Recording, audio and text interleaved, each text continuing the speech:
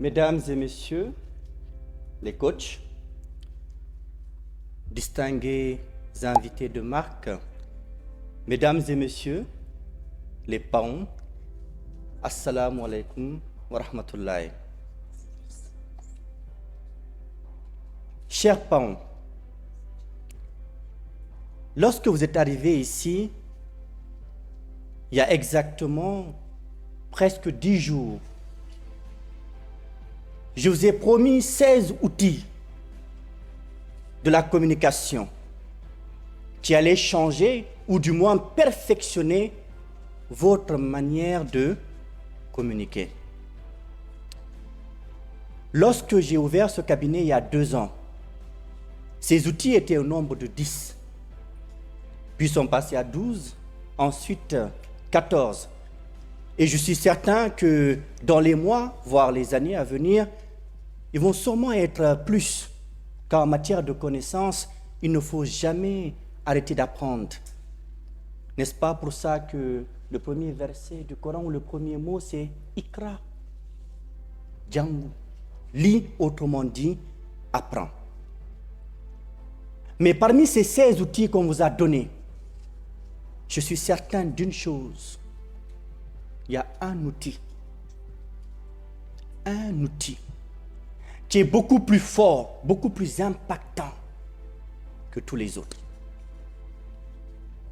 Cet outil de la communication se fond, se dissimule, se cache dans l'un des piliers les plus importants de la communication orale. Ce n'est pas la communication verbale, ce n'est pas la communication non verbale, ce n'est pas la communication supraverbale, ce n'est pas la communication paraverbale, c'est la communication électroverbale. Merci beaucoup, madame.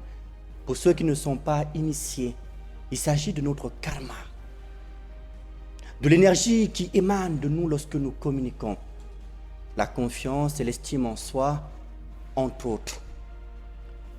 Et cet outil dont je vous parle, vous l'avez peut-être deviné, c'est la sincérité. La sincérité. Et les recherches qui m'ont mené vers la sincérité ne sont pas du tout venues des livres de communication, loin de là. Ils sont venus de quels livres? Des livres religieux. Que ce soit dans le Coran, on l'appelle Sadaqa, autrement dit la vérité, ou la Bible. La sincérité demeure depuis le temps des prophètes l'arme fatale des orateurs pour toucher, déverrouiller le cœur du public. Demeurer dans le vrai, demeurer dans la sincérité, c'est demeurer auprès de Dieu. Autrement dit, c'est toucher d'une main divine, ou plutôt de mots divins, ou encore d'une énergie divine, le cœur de son public. Ne vous séparez jamais, oubliez tout le reste, mais gardez cet outil auprès de vous. Chers parents, pendant ces 8 jours de formation, moi et mon équipe, nous avons donné ces 16 outils avec toute la sincérité du monde. Et j'espère que vous en avez eu pour votre investissement et pour votre argent. Ce que je retiens de vous, c'est votre respect. Ce que je retiens de vous, c'est votre considération. Ce que je retiens de vous, c'est votre persévérance, qui m'ont paru également authentiques et très sincères.